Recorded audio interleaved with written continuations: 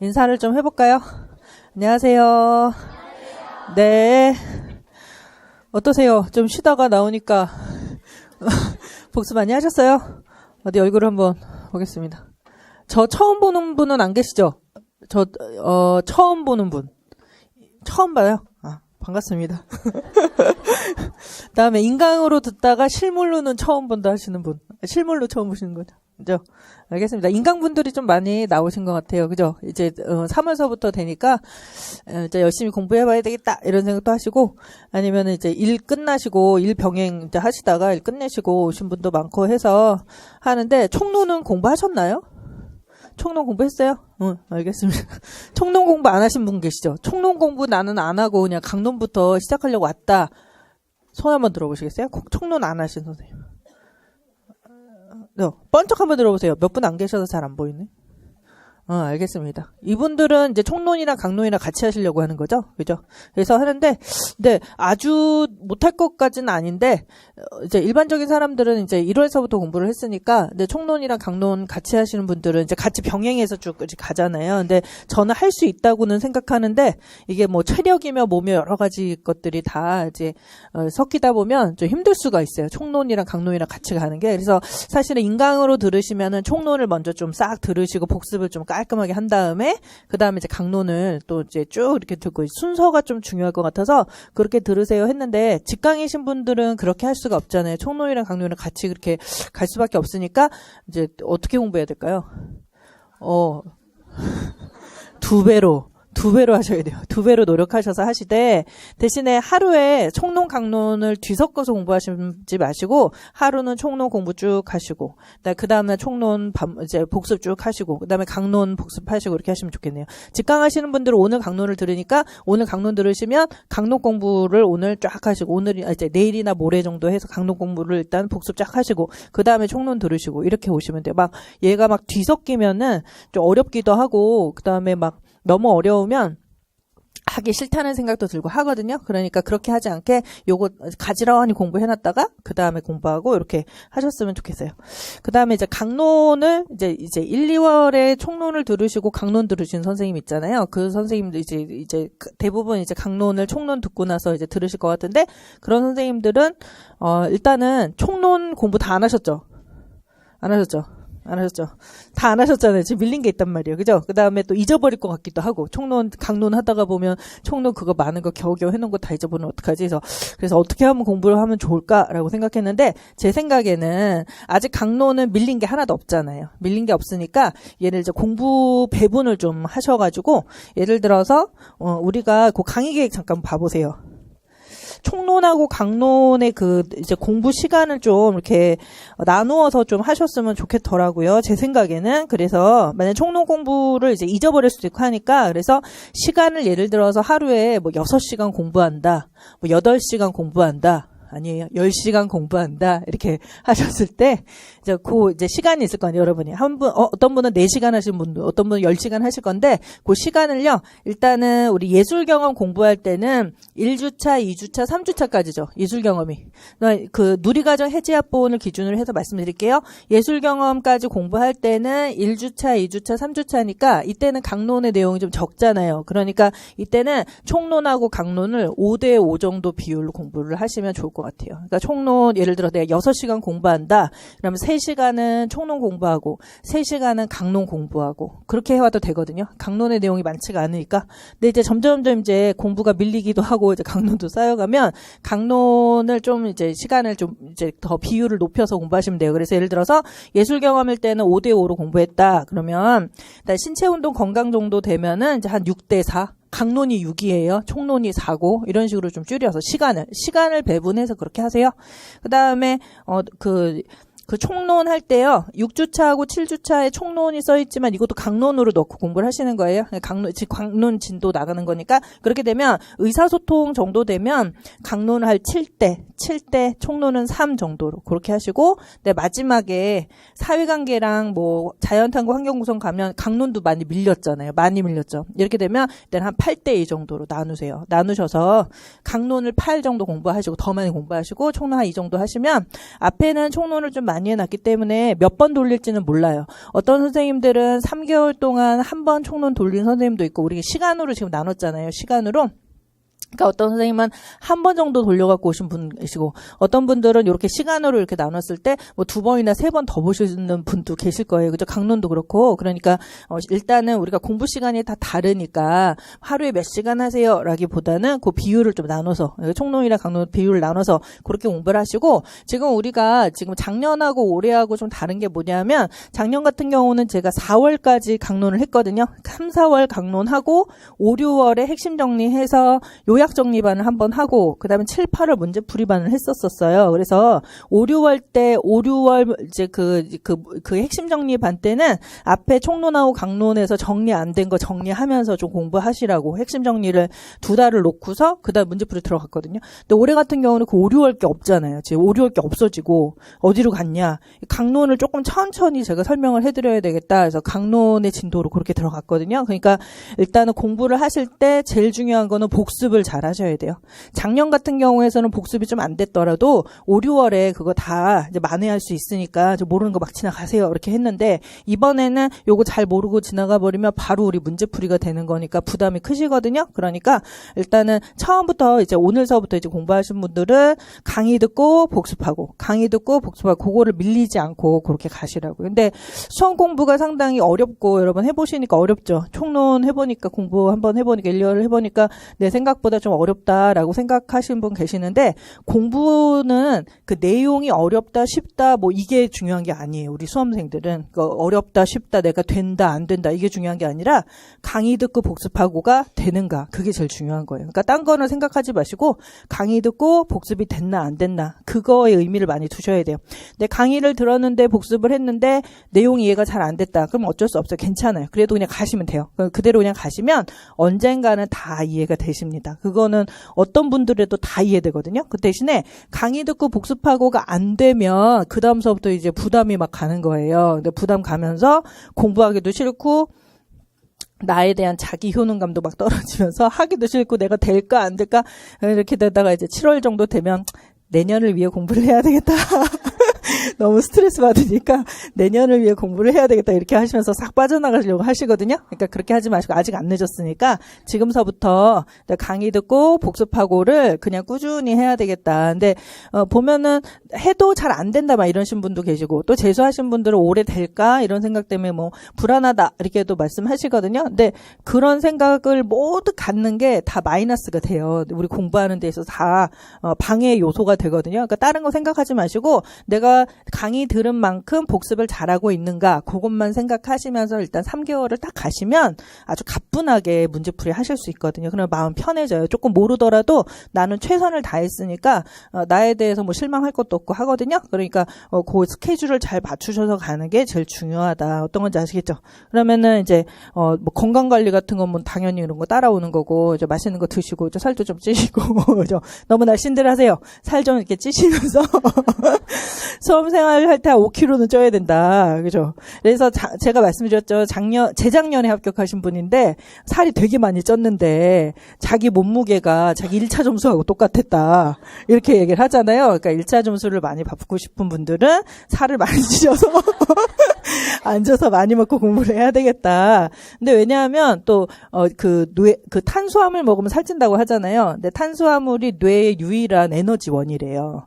탄수화물이 유일한 에너지원이에요. 그러니까 공부하는 사람들은 탄수화물을 많이 먹어야 되는 거예요. 그래야지 뇌를 많이 쓸 수 있으니까. 그러니까 밤이고 낮이고 많이 드시면서 공부도 열심히 하시면서 그렇게 가시고, 일단은 공부라는 건 재미가 있어야 되기 때문에 어려운 게 있어요. 공부하다 보면 또 내가 안 될 때도 있거든요. 근데 어려운 게 있고 안 되는 게 있으니까 지금 하는 거죠. 근데 내가 하니까 어려운 걸 알게 된 거고, 또 하니까 안 되는 게 있는 거예요. 내가 아예 그냥 공부를 안 하면 어려운 것도 없고 안 되는 것도 없잖아요. 그죠? 근데 안 되고 나 어렵다는 거는 내가 현재 지금 뭔가 하고 있구나. 그 과정에 대해서 즐겁게 생각하시면서 그냥 묵묵히 이렇게 가시 지다 보면 7월, 8월 그때 되면은 뭐 알 것 같다, 될 것 같다, 내가 지금 어디에 있는 것 같다 하는 걸 알아요. 근데 지금 3월이나 뭐 4월, 5월 지금 3, 4월 강의 계획을 넣었는데 3, 5월 정도 되면 내가 지금 되는지 안 되는지도 잘 모르거든요. 내 지금 어디에 있는지, 그다음에 지금 우리 경쟁자가 많은 것 같은데 이 중에서 내가 되게 뒤처진 것 같은 느낌들 들고 이런 생각이 들거든요. 내가 뭘 해야 될지도 모르고. 근데 이렇게 그냥 꾸준히 가는 게 되게 중요해요. 요 인내심을 가지면서 가는 게 매우 중요해서 인내심 가지면서 하나하나 가다 보면 한 7, 8월 혹은 9, 10월 정도 되면 내가 뭘 해야 되겠구나를 알아요. 내가 뭐가 없고 뭘 해야 되겠구나. 그거 알면 그 다음서부터 하기 되게 쉽거든요. 공부라는 게 막 가속도가 붙어요. 그러니까 아직은 가속도가 안 붙으니까 조금 참으면서 그렇게 공부하시는 게 매우 중요하겠다. 어떤 건지 아시겠죠? 그렇게 하세요.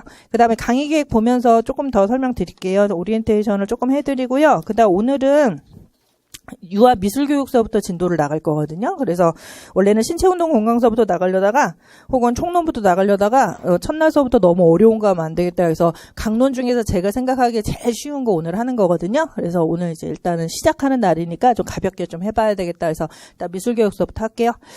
그 다음에 그 강의 계획서를 좀 보세요. 강의 계획서는 교육과정 강론반이고요. 오늘서부터 시작을 하고요. 작년에는 강론반은 2달만 했는데요. 올해서부터는 한 12주 정도를 해서 너 넉넉하게 한번 해봐야 되겠다라고 생각합니다만 그래도 아마 보강을 해야 될 거예요. 보강이 있어요. 12주 해도 그래도 아마 보강이 있을 거거든요. 그래서 한 2번 정도 보강할 가능성이 있다. 보강은 조금 이렇게 나눠서 좀 해봐야 되겠다. 진도가 늦으면 그때그때 제가 말씀드릴게요. 그래서 대부분 하면 일요일날 하게 되거든요. 일요일날 한 12시서부터 보강을 하면 한다. 그래서 한 2번 정도 한다. 이렇게 생각하시면 될 것 같아요. 가다 보면 뭐 3번이 될 수도 있는데 설마 3번까지는 하겠어요? 그러니까 한 2번 정도 보강을 할 수 있다. 이렇게 생각하세요. 그 다음에 일단은 교재는 이 아테나 유아교육과정 강론편인데요. 이 강론편이 첫 1판 나온 게 2015년에 아마 나왔을 거예요. 2015년에. 그게 1판이고, 그다음 2016년에 나온 게 2판이거든요. 그다음에 그러니까 2015년 판을 갖고 계신 분들은 맨 첫 판, 1판을 갖고 계신 거고, 2016년도 거를 갖고 계시면 2판을 갖고 계시는 건데, 뭐가 다를까요? 오타 수정이 있습니다. 오타 수정이 있어요. 그래서 2015년 뭐 이렇게 막 바뀌지 않았어요. 책이 많이 바뀌지 않았는데 사소한 오타가 좀 있잖아요. 그거를 좀 개정을 한 거거든요. 그래서 그거는 제 카페에 들어가면 그 아테나 정오 게시판이라고 있어요. 거기에 제가 올려드렸거든요. 정오 내용을. 그래서 그거를 프린트 하셔가지고 확인을 하시던가 아니면은 저도 수업할 때는 2015년 거를 갖고 할 거예요. 그러니까 1판 갖고 수업을 하거든요. 그러니까 제 거에는 틀린 게 있겠죠. 그러면 제가 수정을 하면서 갈 테니까 수업할 때 이거 고치세요. 이렇게 갈 테니까 2015년 판 있으신 분들이건 2016년 판 있으신 분들이건 문제는 없어요. 그죠? 그래서 그렇게 이해를 하시면 돼요. 그 다음에 누리과정 해지합본 이렇게 썼는데요. 누리과정이 이제 뭐냐면 요 교육과정의 내용이거든요. 그래서 교육과정 내용인데 그 누리과정이라는 3, 5세 연령별 누리과정이라는 책이 하나 있고요. 누리과정 해설서라는 게 있어요. 우리가. 그죠? 지금은 2015 개정 유치원 교육과정이잖아요. 초수를 위해서 조금 자세하게 말씀드릴게요. 2015 개정 유치원 교육과정 이름이에요. 과정. 그다음에 예전에는 뭐 1차, 2차 뭐 이렇게 써서 6차 교육과정, 제6차 뭐 유치원 교육과정 이렇게 썼는데요. 이렇게 쓰니까 나중에 막 100차까지 나가면 안 될 것 같기도 하고, 그죠? 그다음에 뭐 조금 있으면 이제는 세상이 빨리빨리 바뀌기 때문에 좀 수시 개정을 좀 해야 되겠다. 그때 좀 개정을 해야 되겠다라고 해서 차수를 붙이지 않고 그냥 연도를 이렇게 붙여요. 연도. 그래서 2015에 개정된 유치원 교육과정이다. 이렇게 쓰는 거예요. 근데 2015 유치원 교육과정 그 앞에는 2012년도에 나온 3, 5세 연령별 누리과정이라고 있어요. 이게 2012 개정 유치원 교육과정이에요. 그러니까 2015 개정 유치원 교육과정 전에 나온 게 2012년도에 개정된 교육과정이에요. 유치원 교육과정이 있어요. 3년 만에 개정된 거네요. 그죠? 이렇게 되는데 2012 개정 유치원 교육과정을 다른 말로 이름을 붙여놨어요. 요거는요. 요거를 누리과정이라는 말을 썼어요. 누리과정. 나중에 이거 총론 공부하실 때 누리과정 총론 또 공부하실 거거든요. 그때 좀 자세하게 설명드릴 거예요. 그래서 2012년도에 개정된 유치원 교육과정은 그 어린이집하고 유치원의 교육과정을 통합시켰거든요. 통합시켰어요. 그래서 우리나라의 모든 3세, 4세, 5세는 똑같은 교육과정 하에서 공부를 하게 만들었어요. 그게 2012 그다음에 그 개정 유치원 교육과정 혹은 연령별 누리과정 이렇게 얘기를 하는 거예요. 근데 이제 누리과정을 갖고 있다. 그러니까 누리과정 그러면은 2012 개정 유치원 교육과정 이런 말이 되는 거예요. 그런데 우리 그 전공하신 분들끼리 우리끼리 이제 수업할 때 누리과정 그러면 교육과정을 얘기를 하는데요. 이제 우리 신문 보면 뭐 누리과정의 이행이 되지 않는다 이런 말이죠. 누리과정의 이행이 뭐 어려울 것 같다. 뭐 지역마다 다다 이렇게 얘기를 하잖아요. 누리과정은 두 가지의 의미가 있어요. 그래서 우리는 전공하는 사람들은 교육과정 지금 현재 유치원 교육과정을 누리과정이라고 얘기를 하고요. 우리끼리 얘기할 때는 저도 이제 누리과정 무슨 이렇게 하면 선생님 지금 교육과정 얘기하는 거구나. 2012 개정 유치원 교육과정 얘기하는구나. 이렇게 생각하시면 돼요. 그다음에 하지만은 그 신문 광고가 아니죠. 신문 기사 같은데 이런 데서 뭐 누리과정 이행이 안 되고 있다. 누리과정 이행을 위해 노력하겠다. 이런 게 나오면 무상교육을 얘기를 하는 거예요. 무상교육. 누리과정이 만들어지면서부터 무상교육이 생겼거든요. 그래서 누리과정은 무상교육이라는 이제 그 어떤 제도가 되는 거죠. 제도의 의미도 있어요. 그러니까 일반적 사람들은 누리과정, 이렇게 우리 학원 밖에 혹은 학교 밖에 나가면 누리과정 그러면은 이 무상교육이라는 걸 얘기를 하는 거고요. 우리끼리 이렇게 우리 전공하는 사람들이니까 우리끼리 얘기할 때는 이제 교육과정의 의미가 더 많죠. 그럴 경우가 더 많아요. 그래서 어떨 때 이렇게 쓰나라는 걸 좀 보실 필요가 있고요. 또 하나는 2012 개정 유치원 교육과정에서 3년 만에 2015 개정 유치원 교육과정으로 바뀌었는데요. 바뀐 게 거의 없어요. 거의 똑같아요. 그냥 똑같아요. 똑같은데 교육과정의 시간만 바뀌었거든요. 시간만 바뀌었습니다. 그래서 2012 개정 유치원 교육과정은 교육과정의 시간을 3에서 5시간 이렇게 했는데요. 2015 유치원 개정 교육과정에서는 4에서 5시간 요것만 바뀌었어요. 교육과정의 시간이 유치원의 교육과정 시간이 4에서 5시간. 요것만 바뀌고 다른 건 다 똑같습니다. 그러니까 2015 유치원 개정 2015 개정 유치원 교육과정 이렇게 하더라도 그냥 2012 유치원 개정 유치원 교육과정하고 똑같다. 그냥 대충 그렇게 생각하시면 돼요. 혹은 누리과정하고 똑같다. 이렇게 생각하시면 돼요. 단 뭐만 달라요? 교육과정의 시간이 5시간에서 5시간으로 바뀌었구나. 요것만 달라졌구나. 이렇게 생각하시면 되고요. 그렇기 때문에 지금 해설서하고 지침서, 지침서는 이렇게 교육과정이 나오면 교육과정이라는 건 사실은 뭐 목표 같은 게 나오겠죠. 이 교육과정이 왜 만들어졌냐. 전국에 있는 모든 3세, 4세, 5세 어린이들이 다 똑같은 거를 공부하기 위해서 교육과정을 만들어 놔요. 그래서 목표라던가 구성 방향이라던가 그 안에 편성 운영이라던가 아니면 평가를 어떻게 하겠다 이런 내용들이 나와요. 학교에서 하는 그런 어떤 체계들이 써져 있거든요. 이건 나중에 이제 총론할 때 조금 더 자세하게 이제 말씀을 드릴게요. 그 다음에 유치원 교육과정은 단지 그냥 그래서 고시문이라는 형태로 어떤 공식화된 고시문이라는 형태가 있어요. 목표는 뭐다? 우리가 좀 목표는 뭐? 그냥 뭐 설명도 없어요. 목표는 뭐? 이거에 대한 뭐 세부적인 목표는 뭐? 그래서 한 줄씩 탁탁탁탁 이렇게 아주 차갑게 돼 있습니다. 고시문. 그래서 교육과정은 보면은 그냥 이거다라는 그냥 항목만 써져 있거든요. 근데 항목만 써져 있으면은 그거를 보는 교사들이 이제 이거를 보고서 이제 가르쳐야 되잖아요. 근데 이런 목표가 딱 써 있다 그러면 이거를 어떠한 의도에서 이렇게 썼는지를 고시문만 봐서는 몰라요. 교사들이 이걸 가르쳐야 되는데. 근데 그 의도를 좀 알고서 가르치면 더 좋잖아요. 하기 때문에 이렇게 교육과정이 나오면 그 다음에 해설서라는 게 나와요. 해설서. 이 교육과정을 해설하는 거예요. 해설.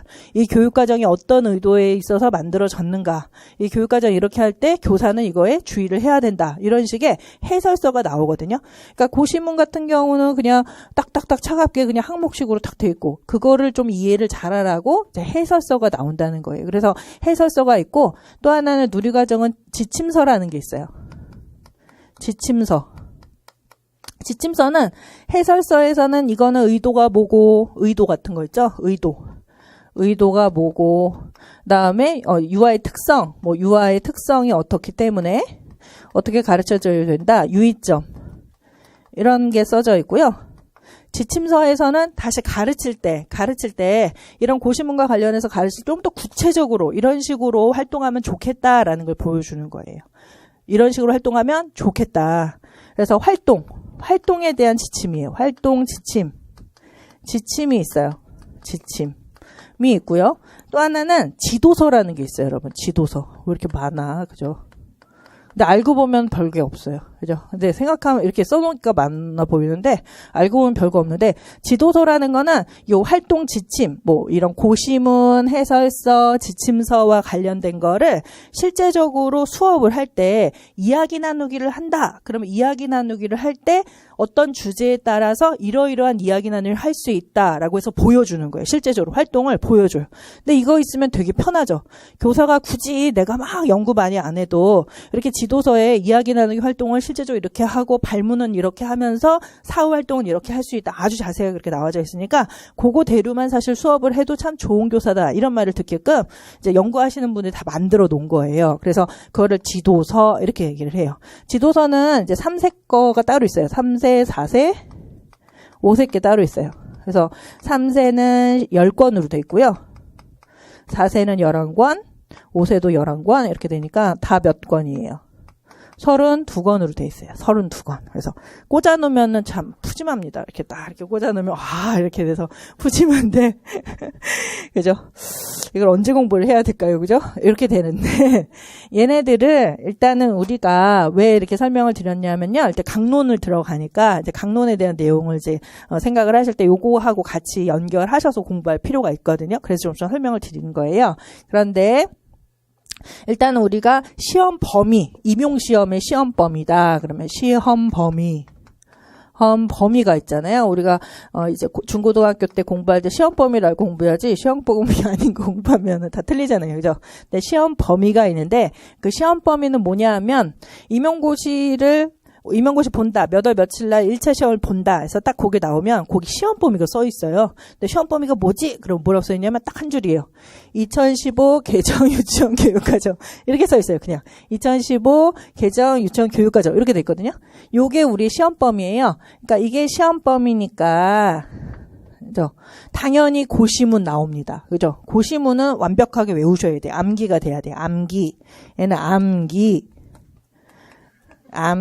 이렇게 암기를 하셔야 돼요. 그래서 암기될 거는 제가 지금 오늘 드렸어요. 앞에 보시면은 그죠? 그 1페이지를 보세요. 1페이지래요? 거기 조그맣게 글씨 써져 있는 거 있죠? 조그맣게 박스만 이렇게 해놓은 거 있죠? 그게 제가 고시문만 좀 모아놓은 거거든요. 총론은 아니고 뒤에 있는 강론의 형태를 이제 모아놓은 거예요. 박스의 형태로. 그래서 신체운동 건강 이렇게 한 장 넘겨가 보세요. 그다음 의사소통, 사회관계, 그다음에 예술경험, 자연탐구 이렇게 되어 있잖아요. 그죠?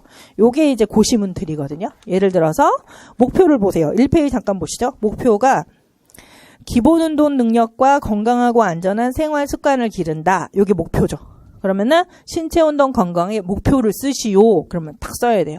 쓸 때 하나도 안 틀리고 다 이제 쓰셔야 되는 거예요. 그 다음에 1번 보세요. 감각 능력을 기르고 자신의 신체를 긍정적으로 인식한다. 요게 이제 작은 목표인데 내용 범주라고 있어요. 내용 범주 동그라미 한번 해보세요. 내용 범주. 살짝 연필로 하세요. 볼펜으로 하지 말고. 연필 없으시면 안 하셔도 돼요. 그다음에 내용 범주. 나중에 후회하실 거예요. 볼펜으로 하면. 내용 범주는 신체 인식하기 아래에 그 아래 보면 내용이 있어요. 내용. 목표, 내용 범주, 내용, 그 다음에 옆에 3세, 4세, 5세 밑에 뭔가 있죠? 그거를 세부 내용이라고 해요. 세부 내용.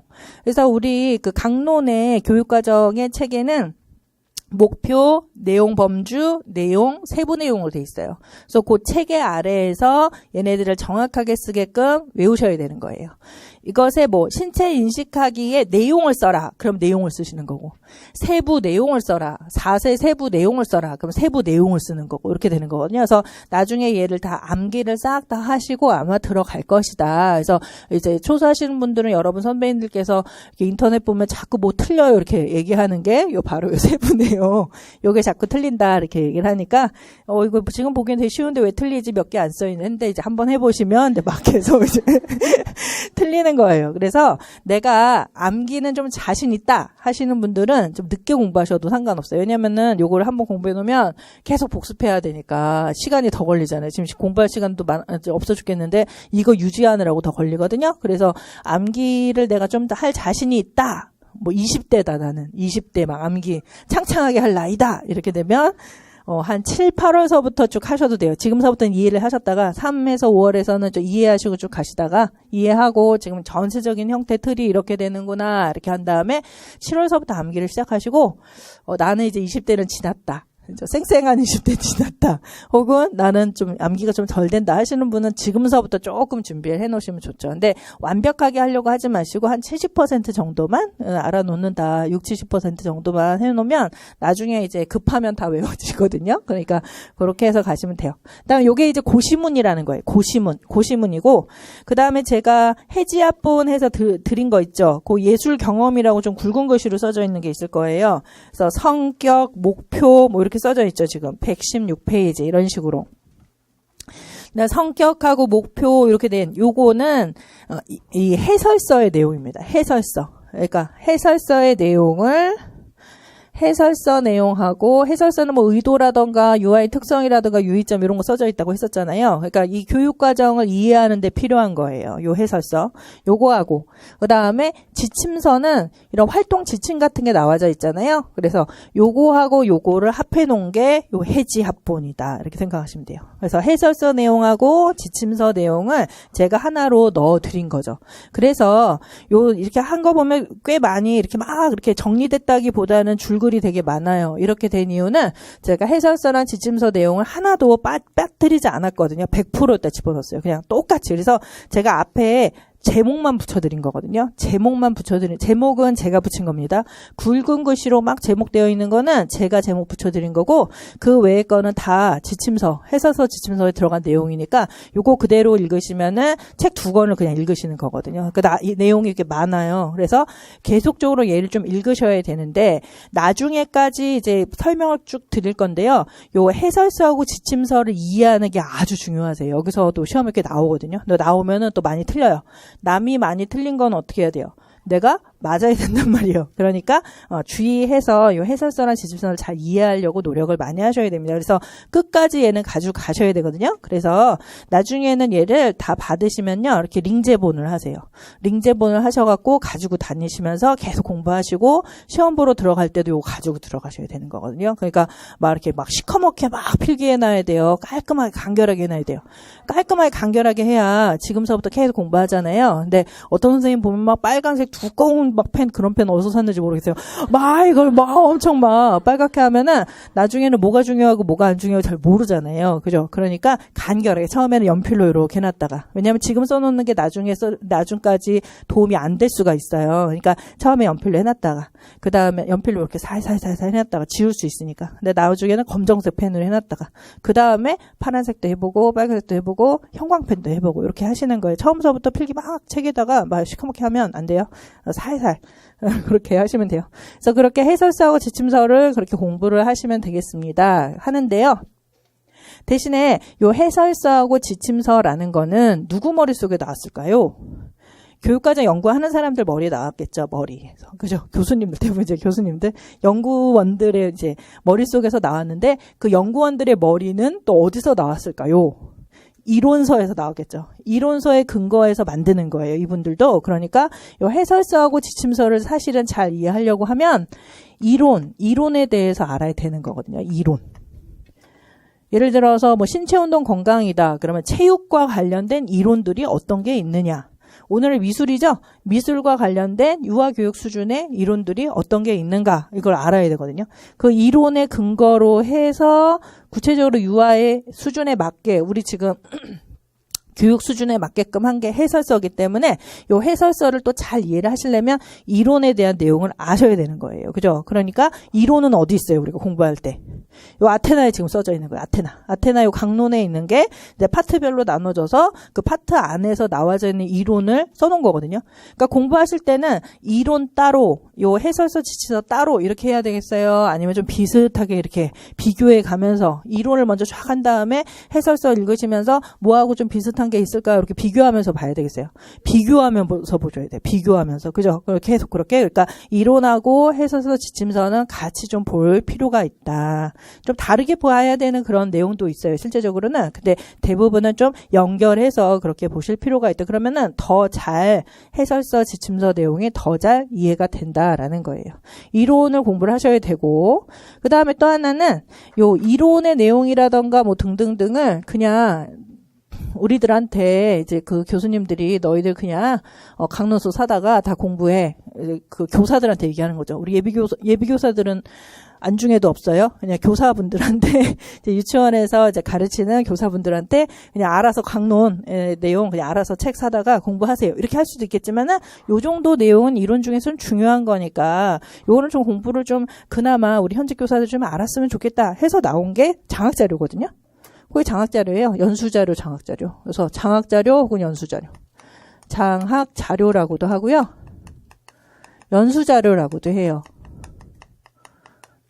자료라고도 하거든요. 그러니까 이론서, 강론서를 탁 한권 보면서 공부하세요. 하긴 그러니까 그거를 그러니까 그 이제 교사, 현직 교사들 잘 이해하게끔 해서 만들어 놓은 거예요. 좀 간략하게. 그거를 이제 장학자료, 연수자료라고 하는데요. 요 장학자료, 연수자료는 요 강론서의 내용이 다 들어가져 있을까요? 아니면 좀 요약돼서 중요한 부분만 들어가져 있을까요? 요약돼서 중요한 부분만 들어갔겠죠. 왜냐하면은 다 줄 수는 없으니까 지금 현직 교사들이 이것만은 좀 알아야했으면 좋겠다라는 그런 내용들이잖아요. 그러니까 실제적으로 좀 중요하다. 이론서 내용 중에 좀 중요하다 하는 거는 장학자료 안에 들어갔다는 거예요. 또 우리 현직 교사 좀 알았으면 좋겠다라고 그 연구원들, 교수님들, 요 이제 체계를 만드신 선생님들이 좀 중요하다라고 생각하는 거는 장학자료 안에 좀 넣어놨거든요. 근데 100% 넣지는 않았어요. 하지만은 이론을 공부하는데 하나의 그냥 좋은 자료가 되는 거예요. 어떤 경우는 그냥 이론을 공부하는 게 더 나을 경우도 있어요. 장학자료가 별로 이렇게 자세하지 않아서. 하지만은 장학자료를 이렇게 보면은 좀 방향을 좀 알 수 있어요. 이런 식으로 해서 중요하다고 좀 생각을 하시는구나. 공부하신 분들이라고 생각을 해서 우리가 범위에 대해서 좀 특정할 수가 있죠. 또 이제 그 시험 문제를 낼 때는 반드시 출처가 있어야 됩니다. 출처가 없으면 안 돼요. 출처 없이 그냥 막 내면 막 우리가 이거 어디서 냈냐 막 이렇게 뭐라 할 수도 있고, 교육과정 평가원이 그렇게 대충 문제를 만들게 하지 않거든요. 그러니까 이제 교육과정 평가원이 문제를 만드세요. 그럼 문제가 있고 정답이 있으면 그것과 관련된 출처를 반드시 보여줘야 돼요. 막 복사해서 붙이는 경우도 있어요. 그러니까 출처가 있어야 되거든요. 근데 출처라는 거는 별거 없습니다. 사실은 요 고시문 요게 출처가 되죠. 100%의 출처. 해설서, 지침서가 출처가 되는 거예요. 우리가 공부할 수 있는 그 이제 범위 안에서 이제 돼야 되는 거니까요. 또 요 이론 내용이 출처가 돼요. 출처. 그다음에 또 하나는 장학자료, 연수자료도 출처가 됩니다. 그렇기 때문에 우리가 지금 2017년도지만 1990년도에 나온 장학자료도 출처가 돼요. 이것도 출처가 돼요. 이것도 출처가 되거든요. 일단은 책에 있잖냐 이러면서 내는 거예요.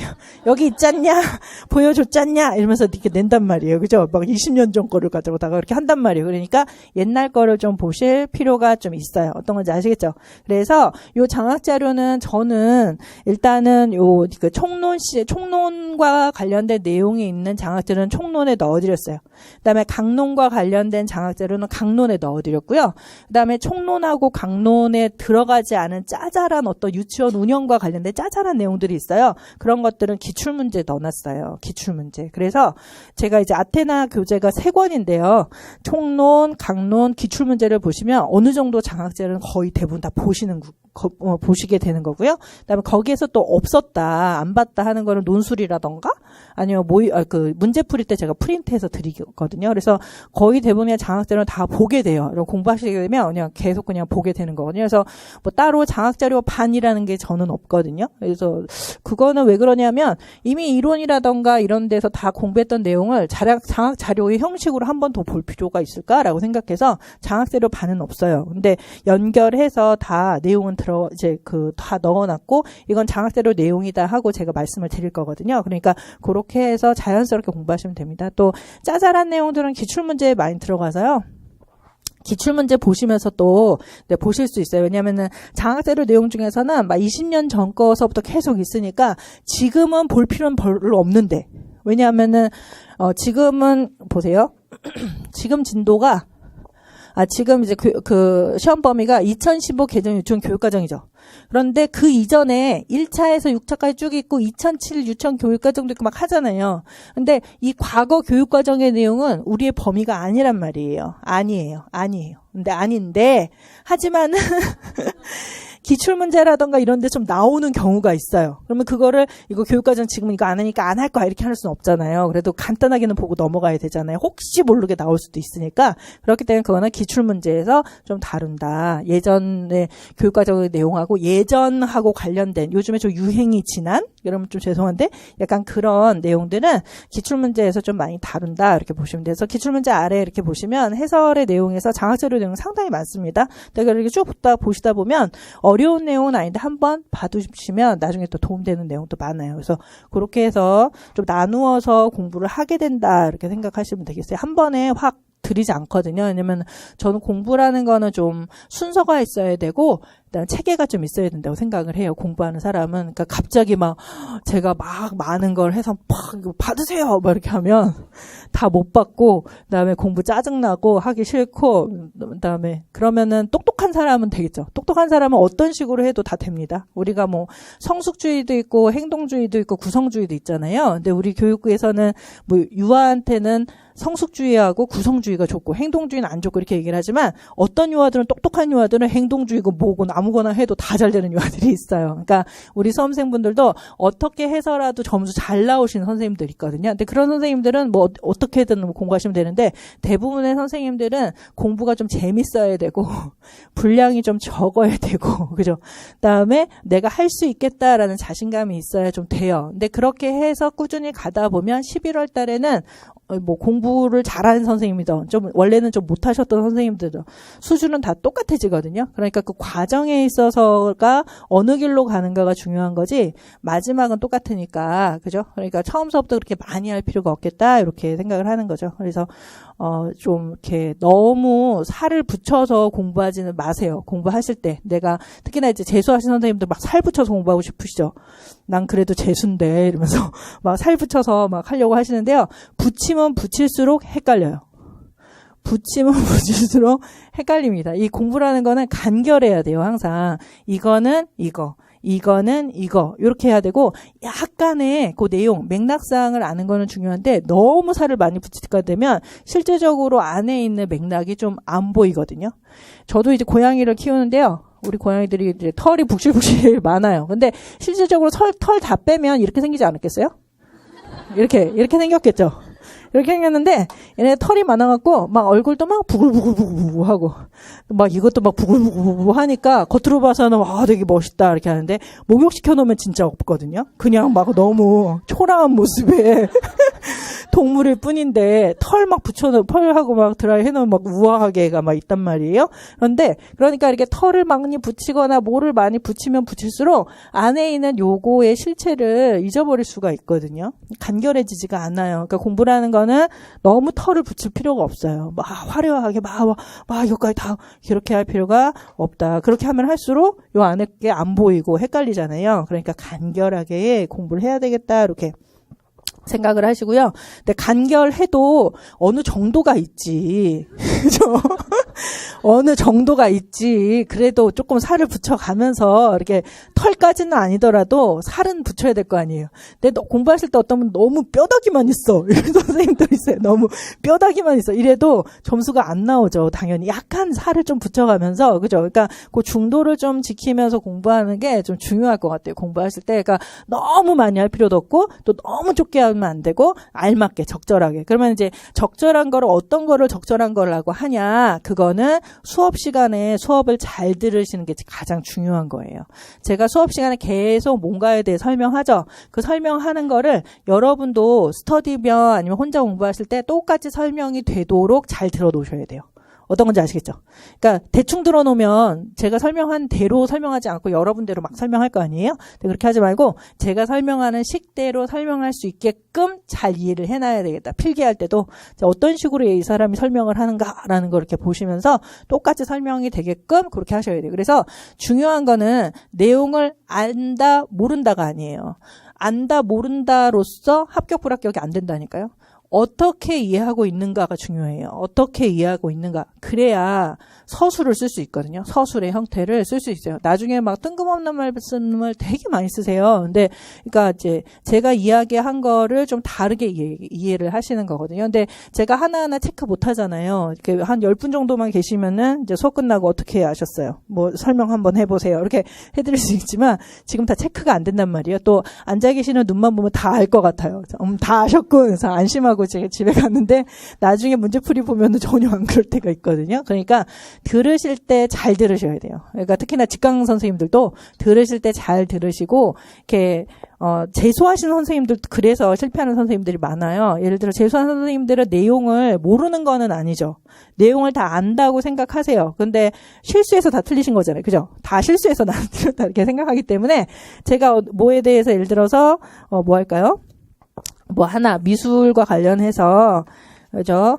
뭐 할까요? 뭐 인지발달 이론이다. 그럼 인지발달 이론 이렇게 되면 인지발달 이론 재수한 선생님 다 아실 겁니다. 쓰세요. 그러면 쓰실 수도 있고 다 해요. 한데 그거를 갖다가 인지발달 이론 나 저거 알아. 이렇게 생각이 속으로 이렇게 드는 거예요. 들면 제가 이건 이거고 저건 저거고 이렇게 설명드려도 그게 잘 안 들어와요. 원래 사람이 아는 거는 잘 안 듣잖아요. 잘 모르는 거에 귀 기울이게 되거든요. 그러면 나 저거 아는 건데 그리고 그냥 이렇게 슬슬 들으시면서 어떤 걸 하시냐면 선생님이 내가 아는 걸 얘기 하나 안 하나 그것만 확인하시거든요. 선생님 왜 이거 얘기 안 하시지? 또 선생님 그거 얘기 안 하셨어요. 이렇게 저한테 얘기하시는데 그것도 물론 중요한데 저한테 도움이 되는데 중요한 거는 내가 아는 거를 다른 사람이 어떤 식으로 설명하는가라는 거를 계속 보셔야 돼요. 그렇게 해야 재수가 성공합니다. 그냥 내가 안다고 해서 지금 내가 아는 거 지금 얘기하는구나. 이거 얘기 안 하네. 왜 이거 얘기 안 하지? 그거에 막 꽂히셔가지고 다른 거 이해할 걸 더 이해를 못 하시면 재수가 실패하는 거예요. 근데 그냥 다 내려놓으시고 난 초수다라고 생각하시고 다른 책을 읽는다라고 생각하시면서 어떻게 설명하는가, 어디에 중점을 두면 설명하려고 하는가에 대해서 조금 신경 쓰시면서 잘 들으셔야 돼요. 그래서 어떤 선생님도 보면 듣는 귀가 있어야 된다 이렇게 얘기를 하거든요. 듣는 귀가 있으셔야 돼요. 그래서 똑같이 설명드렸는데 어떤 선생님이 맥락을 잘 파악하셔서 나중에 모의고사 쓰실 때는 잘 쓰시고 어떤 선생님은 막 뜬금없이 막 이렇게 이상하게 막 이렇게 하시는 거 보면 듣는 귀가 다 다르구나 이렇게 생각이 들거든요. 그러니까 좀 잘 들어야 되겠다. 수업 시간이 매우 중요합니다. 그래서 수업이라는 거는 사실 독학해도 되는 거죠. 이거 듣고 책 다 읽는 건데 뭐 수업 안 듣고 근데 독학해도 되는 건데요. 수업을 듣는다는 거는 시간을 좀 줄이겠다는 목적이 있어요. 그러니까 내가 혼자 공부했을 때는 요거 다 이해하고 하는데 한 15시간 정도 걸린다면 수업에서는 한 6시간 정도에서 컴팩트하게 뭐가 중요하고 뭐가 안 중요하고 딱딱딱 쳐나가면서 가기 때문에 시간을 줄여드리거든요. 그러니까 수험생은 1년 동안 공부를 할 거니까 시간이 중요하잖아요. 그러니까 이제 강의의 도움을 받으면서 시간을 줄이면서 가시는 건데, 근데 강의에 나와서는 아는 거 모르는 거 체크만 하고 어떤 거 얘기하나 체크만 하고 내가 집에 가서 복습하면서 천천히 한번 읽어봐야지 그렇게 하면 안 된다니까요. 그러면은 다르게 이해가 되는 거예요. 지금 이 자리에서 다 이해를 하고 가야 되겠다 이렇게 하셔야 돼요. 잘 모르는 거 대충 체크해놓고 나 집에 가서 그냥 혼자 공부해봐야 되겠다 이러면은 강의의 도움을 전혀 안 받는 사람하고 똑같아요. 시간이 그만큼 더 많이 걸리거든요. 그러니까 그냥 이해 자체를 그냥 오늘 다 하고 가야지 이렇게 하셔야 돼요. 오늘 다 하고 가야지. 그래서 쉬는 시간에도 사실 막 이야기할 시간이 없습니다. 이거 하면은 빨리빨리 복습을 하셔야 되는 거예요. 쉬는 시간에. 그러니까 지금 1시간 반이더 1시간 동안 공부했던 거를 복습을 쉬는 시간에 딱 하시고 그때 빨리빨리 봐야 되잖아요. 뭐가 있나. 그다음에 그 중에서 쉬는 시간에 다시 복습하시다가 그래도 잘 모르겠다는 건 체크해놨다가 이거는 내가 집에 가서 좀 다시 한번 봐야 되겠다 이렇게 해야 되는 거지. 그냥 이제 뭉뚱그려갖고 수업 하나 들었다 이렇게 한 다음에 집에 가서 다시 천천히 해야지 이러면 복습이 안 돼요. 하나도 안 되거든요. 근데 이제 여기에서 잘 이해하고 가야지라고 가면 복습 시간도 짧고 짧게 걸려요. 그다음에 공부하기도 쉽고, 그다음에 총론 공부할 시간도 남고 하기 때문에 훨씬 더 이득이거든요. 근데 같이 우리가 토요일 날 나오셔서 한 6시간 동안 같이 공부를 하시는데 어떤 선생님은 듣는 귀 있어서 싹 잘 듣고 잘 이해하고 집에 가셔서 짧은 복습 시간에도 잘하고, 어떤 선생님은 뭉뚱그리게 그냥 대충 들어놓고서 집에 가서 해야지라고 해서 양이 너무 많고 읽어보니까 문제 하나도 몰라가지고 공부 안 하는. 그러면 그게 점점 하면 1년 동안 그 밀리면은 엄청난 차이가 있을 거 아니에요. 그 엄청난 차이가 뭘로 나타나요? 점수로 나타납니다. 1차 점수로 나타나요. 그러니까 그때그때 이해를 하고 가야 되겠다, 이렇게 하시면 돼요. 그 다음에 내용 중에서는 어떤 경우에서는 좀 이해를 대충 해도 넘어가야 되는 것도 있어요. 왜냐하면은 미술교육을 공부하시는 선생님들도 잘 모르는 게 있어요. 잘 모르거나 그렇게 우리 유아교육에서 그렇게 중요하지 않은 거는 대충 언급만 하고 터치만 하고 막 지나가는 게 있거든요. 그러면은 우리도 그냥 터치만 하고 지나가면 돼요. 그거를 막 알겠다고 하면은 막 대학 가셔서 책 다시 막 찾아보고 해야 되거든요. 근데 이제 어떤 선생님들은 그냥 이론서라든가 강론서에 이거에 대해서 자세하게 알 필요는 없지만 얼핏 이런 거 그냥 터치만 대충 하고 그냥 가야 되겠다, 이런 내용들은 제 강론서에서도 그렇게만 설명하고 그냥 넘어가는 거가 있기 때문에 그걸 아주 자세하게 알 필요는 없겠다. 어떤 건지 아시겠죠? 그래서 좀 선택과 집중을 좀 많이 하셔야 됩니다. 어저께 뭐 헌법재판소에서도 선택과 집중을 했다, 이렇게 말씀하시는데 우리도 선택과 집중을 하셔야 돼요. 짧은 시간 동안, 그죠? 짧은 시간 동안 11월 19일이니까 몇 개월 안 남았잖아요. 지금은. 그죠? 10개월도 안 남았죠? 9개월 남았나요? 모르겠네. 그래서 제가 숫자 감각이 없어서. 그래서 얼마 안 남았으니까 얼마 안 남은 동안 알차게 공부하셔서 할 것만 사실은 탁 하고 들어가면 참 좋잖아요. 근데 거기에 약간의 살만 붙여서 그렇게 들어가시면 합격하세요. 그래서 작년 같은 경우는 제 학생분들 중에서 초수가 합격을 많이 하셨어요. 실제적으로는요. 뭐 재수도 당연히 많이 하셨지만 초수가 합격 많이 하셨거든요. 근데 초수분들은 사실은 처음 공부하시는 거기 때문에 분량이 많으면은 초수가 어렵죠. 그럼 100% 재수를 하셔야 되거든요. 분량이 많으면 저도 그냥 포기해요. 그냥 2년 예상하세요. 그냥 이렇게 얘기를 하거든요. 하지만 작년에 초수가 많이 됐다는 거는 분량이 초수가 할 정도로 적었다는 거예요. 초수가 공부를 충분히 해도 될 정도로 분량이 적은 거로 공부를 했어도 됐다는 거죠. 그 초수 선생님 많은 공부한 거 아니거든요. 그러니까 분량을 어떻게 해서든 좀 줄여서 필요한 부분만 내가 뽑아서 어떻게 공부를 할 것인가, 이거에 집중하시면서 공부를 하시면 뭐 초수든 재수든 당연히 점수 잘 나오시겠죠. 작년에 뭐 초수 선생님들도 엄청 고득점 많으세요. 초수 선생님은 의외로 1차에 고득점이 많으세요. 1차에 고득점 확 하고 2차는 확 떨어지고 이렇게 하시더라고요. 특히나 이제 재학 선생님들 1차 때는 거의 뭐 고득점 막 고공비행 하다가 2차 때는 훅 떨어져갖고 겨우겨우 붙고 막 이러시거든요. 그러니까 일단은 작전을 뭐 그렇게 세워도 되니까 상관없으니까 그렇게 하시고, 그 다음에 지도서는 그러면 언제 공부를 할까요? 이거는 실제적으로 2차 때 공부하시거든요. 요거 2차 때 요거에 대해 공부하시면 돼요. 근데 1차 때 보면 안 됩니까? 보면 좋죠. 보세요. 근데 시간이 나면 요거를 좀 보시면 좋겠습니다. 시간 나면. 근데 제 생각에는 1차 때는 그냥 좀 약간 준비만 대충 해놓으면 좀 좋잖아요. 그러면은 이렇게 공부하시고 도서관에 있다가 집에 좀 약간 일찍 가세요. 너무 늦게 가면 피곤해서 씻고 바로 자야 되니까 조금 일찍 가셔서 요 장학자료 있잖아요. 장학자료는 인터넷에서 다 PDF 같은 걸로 구할 수 있어요. 제 카페에 자료실에도 있고요. 교육부에 들어가면 교육부 자료실에도 웬만한 장학자료는 다 PDF로 되어져 있거든요. 근데 그거를 다 뽑기에는 프린터가 너무 아까워요. 잉크도 너무 아깝고 종이가 너무 많아요. 하기 때문에 얘를 이렇게 컴퓨터 이렇게 있으면은 컴퓨터에다가 PDF로 이렇게 띄워요. PDF 띄울 때 컴퓨터 하나에 2면씩 이렇게 나오게 할 수 있잖아요. 양면으로 나오게 할 수 있잖아요. 그래서 눈으로 이렇게 쭉 이렇게 보시는 거예요. 이렇게.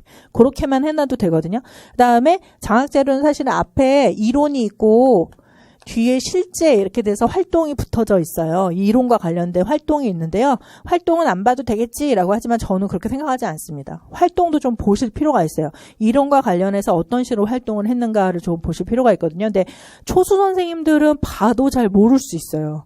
근데 재수 삼수라던가 2차 공부하셨던 분들이나 아니면 경력자 선생님들은 요 뒤에 실제를 보면 조금 더 잘 이해가 좀 되실 거예요. 근데 안 봐도 돼요. 이거 안 봤어도 다 합격하는데 문제는 없거든요. 없거든요. 근데 보면 좋은 거니까 시간이 남으면은 하시고 안 남으면 그냥 빼셔도 상관없습니다. 어차피 이론 부분은 제가 다 해드리니까. 그죠? 그렇게 하시고. 그다음에 이제 이거 언제 하라고요? 밤에. 주무시기 전에.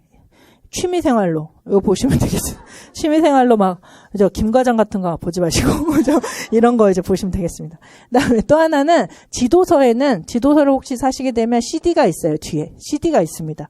CD 안에는 동화도 있고요, 노래도 있고, 그죠? 플래시 같은 뭐 이런 것도 있어요. 그래서 그거는 좀 머리 식히면서 볼 수가 있잖아요. 근데 그걸 보면서 이런 내용을 유치원에서 좀 다루는구나라는 것도 볼 수 있거든요. 그러니까 맨날 우리가 책만 보니까 좀 귀로 듣고 하는 거 좀 필요하잖아요. 그러니까 CD 같은 것도 계획 좀 세우셔서 3세서부터 보셔도 되는데 일단은 4세하고 5세를 기준으로 해서 보시고요. 더 시간 남으면 3세를 보시고 이렇게 하시면 되겠습니다. 근데 지금 선생님들 많이 앉아 계시는데 이 중에서 몇 분이나 하실지는 모르겠어요, 사실.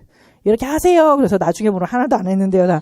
이렇게 하셔서 아마 안 하실 것 같다라고 생각은 하지만은 그렇다고 해서 제가 이제 강사 입장을 할 필요가 없습니다 이렇게 할 수는 없잖아요. 저는 어떻게든 많이 공부해놔서 다 고득 좀 했으면 좋겠으니까. 그죠? 그래서 사실은 얘네들은 안 해도 되지만은 이거 안 해도 사실 됩니다. 이것도 안 해도 돼요. 그다음에 또 하나는 많이 질문하시는 게 강론서도 안 봐도 됩니다. 실제적으로 안 봐도 돼요. 그냥 제가 강론서를 다 설명해 놨고요. 그다음에 7, 8월 문제풀이 때 6, 7, 8이죠. 이번에는 6, 7, 8 3개월 때 문제 풀이 때 중요한 강론서의 복사를 또 드려요. 그렇기 때문에 강론서도 따로 안 보셔도 되거든요. 근데 보면 안 돼요. 보세요. 네, 보면 안 돼요. 이거 보세요. 이거 많이 보면 좋죠. 요것도 많이 보시고 이렇게 해서 얘는 좀 선택사항이지만 시간이 있으면 좀 하시고, 시간 없으면 일단 제가 해드리는 거, 수업 시간에 제가 해드리는 거는 이론, 이제 아테나에 정리된 이론 내용, 그다음에 고시문의 내용, 해설서, 지침서 내용, 요거에 대해서는 수업 시간에 다룰 거거든요. 그 내용만 딱 일단은 아셔도 상관없어요. 그죠? 그다음에 총론하고 강론이라는 게, 요것만 마지막 하고 쉬는 시간 가질게요. 총론하고 강론이 있어요. 총론, 그다음에 이제 강론 이렇게 있거든요. 교육과정에 체계가 이렇게 써 있어서 저는 그냥 총론, 강론 이렇게 설명을 드려요. 네, 총론이라는 거는 얘는 어떻게 가르칠 것인가?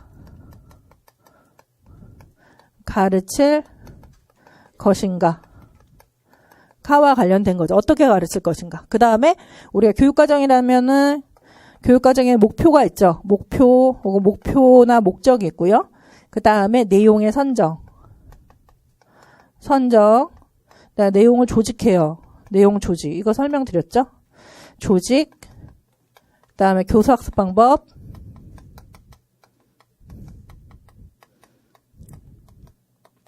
그다음에 이거 이후에는 항상 우리 교육에서는요 100% 평가를 합니다. 맨 뒤에는 항상 평가가 돼요. 평가를 해요. 이렇게 돼서 얘네들을 할 때 우리 유치원에서 유치원 교육과정의 목표, 내용 선정, 내용 조직, 교사학습 방법, 평가를 할 때 어디에 가치를 둘 것인가를 배워요. 총론 시간에는 어디에 가치를, 무엇이 가치 있는가, 이거에 대한 가치. 무엇이 가치 있는 것인가. 그래서 철학사 공부하잖아요. 철학에서 철학자들은 교육을 어떻게 얘기했는가. 이걸 이제 공부하는 거예요. 그 다음에 교육 심리학을 배우죠. 그러니까 심리학 혹은 발달 심리학을 배워서 유아의 발달 특성은 어떤가. 발달 특성에 따라서 어떻게 가르치면 참 더 잘 가르칠 수 있는가. 이걸 공부를 하시는 거예요. 그 다음에 뭐 평가의 방법은 어떠한가. 우리 이제 현직 교사가 되실 분들이니까 부모 교육이라던가 교사의 어떤 장학이라던가 우리의 자세 같은 거 이런 걸 이제 배우는 거예요. 그걸 이제 총론에서 배우셨어요.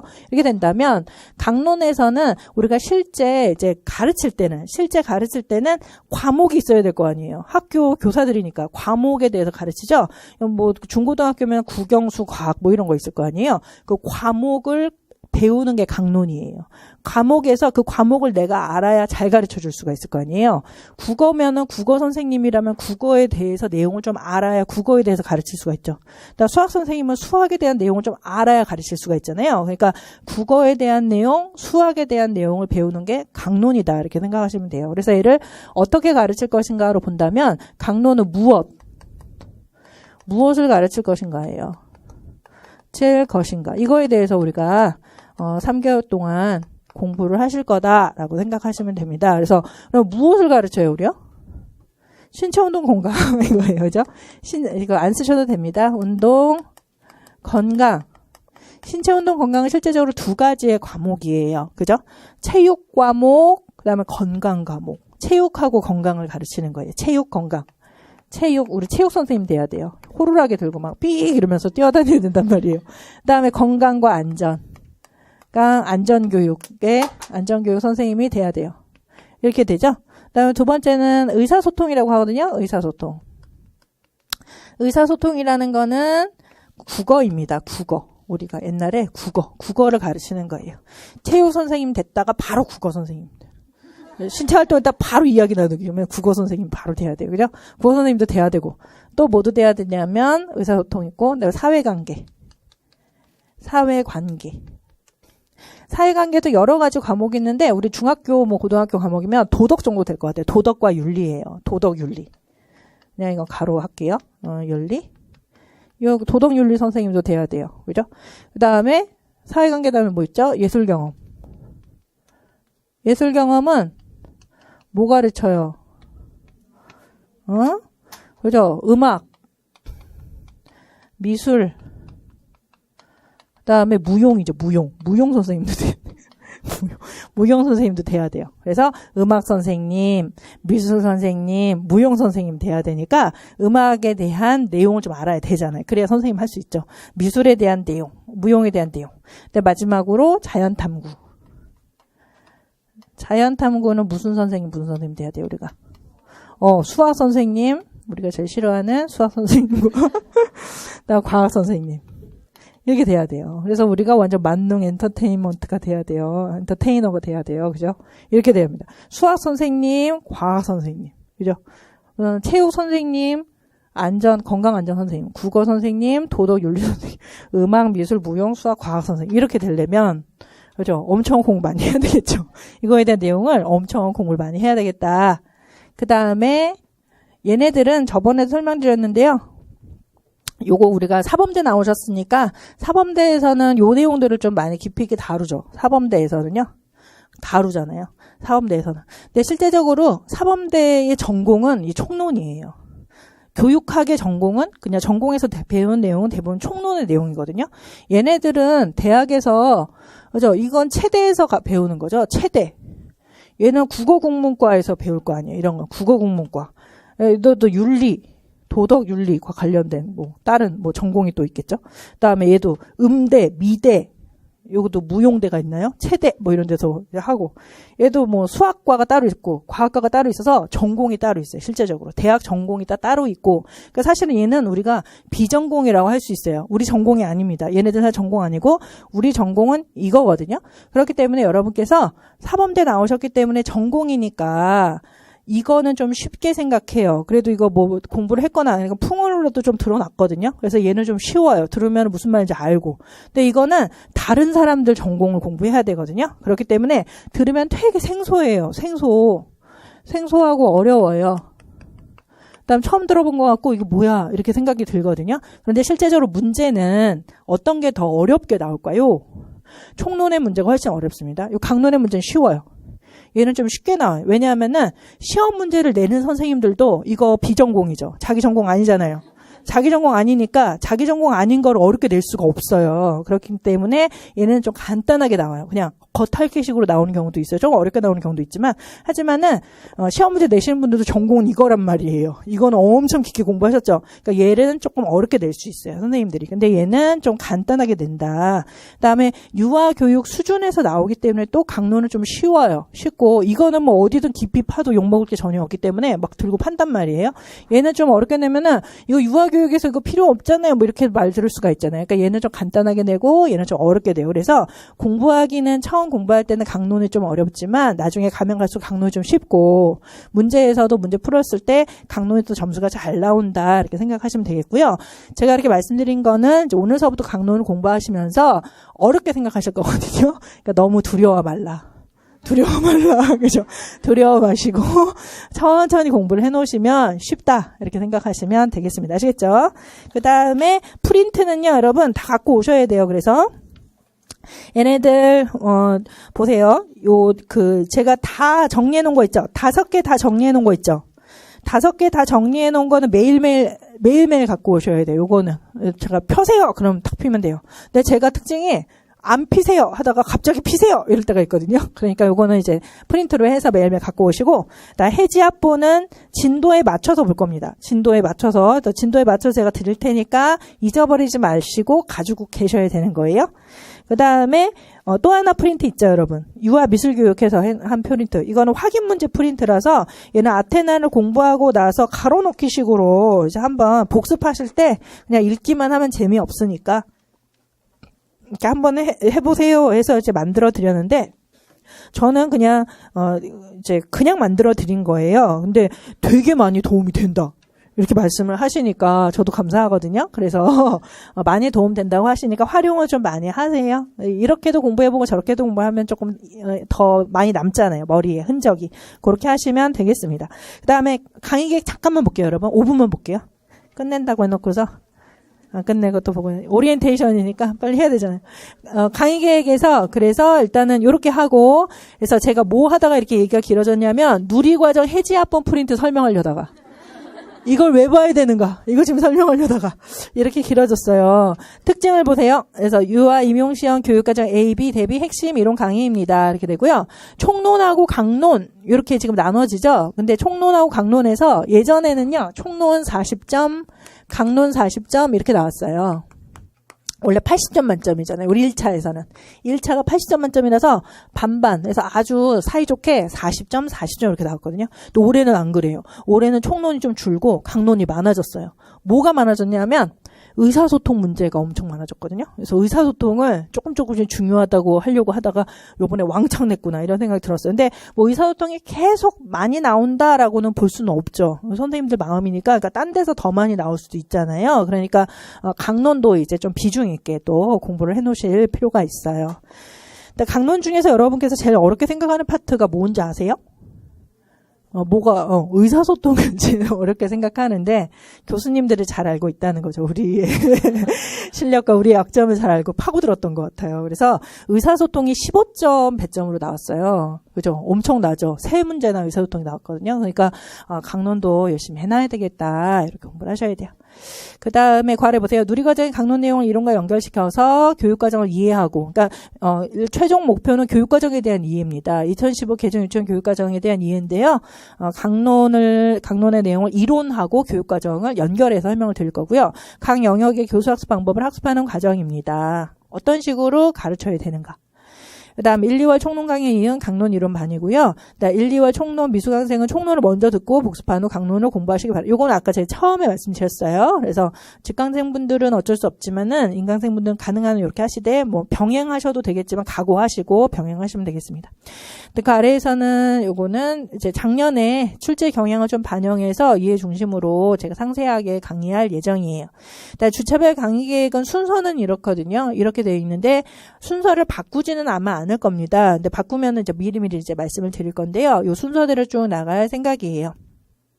맨 마지막 날을 좀 보시죠. 5월 20일 날 수학교육 하고요. 5월 21일 날 유아과학교육을 할 예정이에요. 그래서 조금 빨리 종강을 끝내고요. 하면 한 2주일 정도 여러분 복습하실 시간 있으시거든요. 그래서 문제풀이 할 때 복습 시간 조금 많이 두면서 인강하시는 분들도 종강하고 한 2주 정도 복습한 다음에 그 다음에 새 강의 들었을 때 효과가 좋았다 이렇게 말씀하시거든요. 그래서 이제 혼자 공부하는 복습 시간 좀 필요해요. 그래서 조금 일찍 종강을 끝내고 이제 복습 시간을 좀 드릴 예정이에요. 그다음에 이제 문제풀이 가기 전에 이렇게 하고 강의 문의가 있고 제 다음 카페가 있고요. 이메일이 있으니까 저한테 뭔가 물어보실 거 있으시면 이메일을 보내시면 되는데요.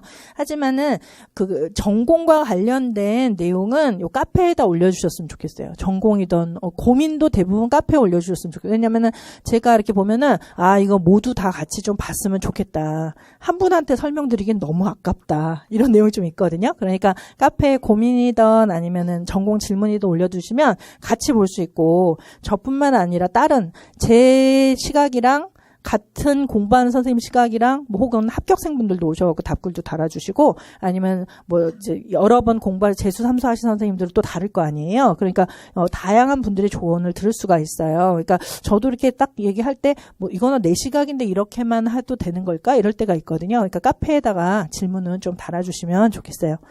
그 다음에 제 전화번호도 가르쳐 드릴 건데요. 제 전화번호는 일단 그냥 마음의 안정을 드리려고 그냥 가르쳐 드릴 거예요. 그래서 저한테 이제 문자라든가 카톡을 보내셔도 되는데요. 문자 카톡은 제가 대답을 잘 안 해드려요. 그냥 안 해드. 예, 아니요. 그래도 아니면 보고 그냥 제가 알고 뭐 사항이 있다 그러면 제가 그냥 보고 그냥 학원에 전화해서 이렇게 이런 말이 있으니까 이렇게 좀 해주세요 이렇게 부탁은 해드려도 답은 안 해드리거든요. 근데 답을 얻고 싶다 그러면은 메일을 보내시고 답을 얻기 싫은데 선생님한테 알려줄 게 있다. 예를 들어서 그죠? 샘플러스 사이트가 없어졌다. 뭐 이런 거 있잖아요. 선생님 없어졌어요. 그렇게 할 때 급하게 제가 뭔가를 알아야 될 그런 상황이 있으면 저 도와주시려고 저한테 문자나 카톡을 보내시는 거예요. 어떤 건지 아시겠죠? 그 다음에 보세요. 이메일 등 연락을 할 때 이메일이든 아니면 저한테 그 문자를 보내시건 선생님 수업 듣는 학생인데 이렇게 보내면은 수업 듣는 학생인지 아닌지를 모르잖아요. 또 수업 듣는 학생인데요. 이렇고서 또 다른 분 하면은 그분이 이분인지 제가 잘 모르거든요. 그러니까 성함을 반드시 쓰셔야 됩니다. 선생님 성함. 그래서 제목에다 성함을 쓰세요. 메일에서는 뭐 학생 누구누구입니다. 뭐 수강생 누구누구입니다. 이렇게 제목에다가 성함을 쓰시고 그 아래 내용에도 성함을 쓰시고요. 문자를 보내실 때도 성함을 반드시 쓰셔야 됩니다. 저 누구입니다. 이렇게 한 다음에 시작하세요. 제가 알던 모르던. 그렇게 하시면 나중에 제가 이제 여러 번 질문을 받으면 이 선생님이 예전에 이 질문 하셨는데 이번에 이 질문 하네. 그래서 연결해서도 보고요. 그다음에 여러분 성함을 쓰시면은 제가 또 메일에서 찾아보거든요. 예전에 선생님이랑 어떻게 메일을 주고받았지? 이렇게 찾아볼 때 편하더라고요. 그래서 성함을 좀 써주시면 좋겠어요. 그렇게 됩니다. 되셨어요. 그 다음에 또 하나는 우리 그 수업을 지금 오늘서부터 시작을 하는데요. 강의실이 좀 넓고 약간 좀 이렇게 창문이 많지가 않아서 환기를 좀 많이 시키시면서 이제 수업을 했으면 좋겠어요. 그래서 쉬는 시간에 우리 조교 선생님들도 환기해 주시겠지만 창가에 계신 분들 좀 환기를 좀 많이 해주셨으면 좋겠고요. 그다음에 또 하나는 우리가 자리 맞는 게 항상 문제가 될 때가 있어요. 많이 오셨을 때는 그래서 자리는 맡아야 될까 안 맡아야 될까요? 안 맡는 게 좋겠죠. 안 맡는 게 좋습니다. 그 다음에 근데 이제 친구들끼리 모여서 공부하고 싶으실 때 있잖아요. 나는 그래도 친구 옆에서 공부하고 싶다 이렇게 하신 분들은 저기 기둥 있죠, 여러분. 저 기둥을 기준으로 해서 그 뒤쪽은 자리를 맡아도 되는 걸로 그렇게 할게요. 기둥을 기준으로 해서 뒤쪽은 자리 맡아도 되는 거예요. 근데 기둥을 기준으로 해서 앞쪽은 로얄석이잖아요. 여러분 다 좋아하는 자리거든요. 그래서 인기가 많아요. 그래서 그 앞쪽은 그냥 자기만 앉고 같이 앉겠다 하시는 분들은 그 뒤쪽에서 친구분들하고 이렇게 앉으시면 돼요. 그렇게 해서 하면 될 것 같습니다. 그다음에 쉬는 시간에도 제가 쉬는 시간에 막 와 이렇게 하라고 했어요. 아니면은 복습하라고 했어요. 복습하라고 했잖아요. 그러니까 너무 크게 떠드시면은 안 돼요. 그다음에 크게 말씀하시면 제 귀에 다 들어옵니다. 그러면은 선생님들 다 와서 저한테 일러요. 선생님 그 선생님 있잖아요. 그러면서 막 일르시거든요. 그러니까 제가 다 알고 있으니까 소리를 좀 작게 하셔서 옆에 분들 배려하셔서 공부하셨으면 좋겠어요. 그것만 유의를 해주시면 좋겠습니다. 그다음에 잠깐 쉬었다가요. 미술교육서부터 시작하겠습니다.